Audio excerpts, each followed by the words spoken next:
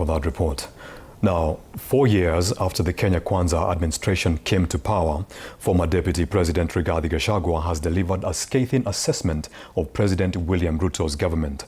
Gachagua accuses the president of betraying the 2022 election promise, weakening democratic institutions, and failing to fulfill the pledge to put more money in Kenyans' pockets. He also used the address to position himself politically ahead of the 2027 general election, outlining what he describes as the failures of the current administration.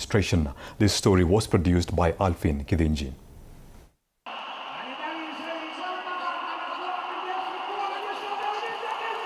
4 years ago, they stood on the same platform. William Ruto and Rigathi Gachagua sold Kenyans a bottom-up economic transformation agenda, promising to uplift ordinary citizens.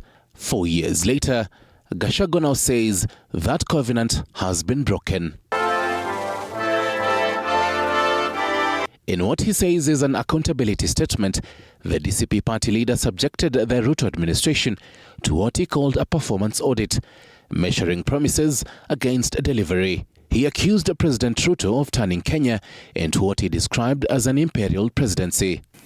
Today, we have an imperial presidency, economic apartheid, and power under a ruthless dictator.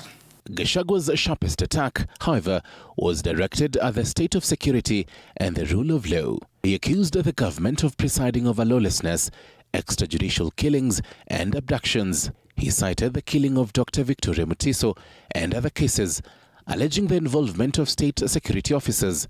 Gachagua further accused the administration of using goons to suppress political dissent. Goons have become part of the command structure, rank and file of the National Police Service. It is now common to see goons being escorted by the police to carry out criminal acts against Kenyans. But it was the economy that Gachagua used to drive his message home to ordinary Kenyans. He pointed to high taxes, rising fuel prices, expensive food, and declining household incomes. He also called for the suspension of the affordable housing levy and a reduction in taxes. The Kenya Kwanza covenant to put money into people's pocket is nothing but a pipe dream. If anything, Mr. William Ruto has achieved the complete opposite and has taken money out of Kenyans' pockets, leaving them with a reduced net disposable income. On public debt, Gachagua claimed Kenya's debt had risen from 8.66 trillion Kenyan shillings in August 2022 to 13.02 trillion Kenyan shillings. He questioned why, despite increased borrowing, many Kenyans were still struggling with the rising cost of living. He also criticized the government's management of healthcare, education and agriculture. Why borrow to steal? On average, this government steals from the people of Kenya 125 million shillings every hour. Calculated, this government is stealing every minute 2 million shillings from the people of Kenya. The former deputy also questioned the deaths of several high-profile individuals during President Ruto's 4 years in power. There are many prominent deaths that have occurred in Kenya and they have not been resolved. Kenyans want to know what happened to Raila Odinga. Gachagua says Kenyans will have another opportunity to judge the Ruto administration at the ballot box in 2027. Before he has honored a single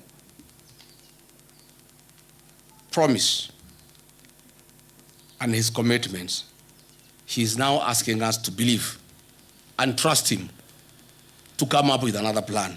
From security to the economy, healthcare, education and agriculture, Gachagua's message was clear. He believes the Ruto administration has failed to deliver on the promises that won it power in 2022. With the 2027 elections on the horizon, the former deputy president is positioning himself and the DCP party as an alternative. Broad-based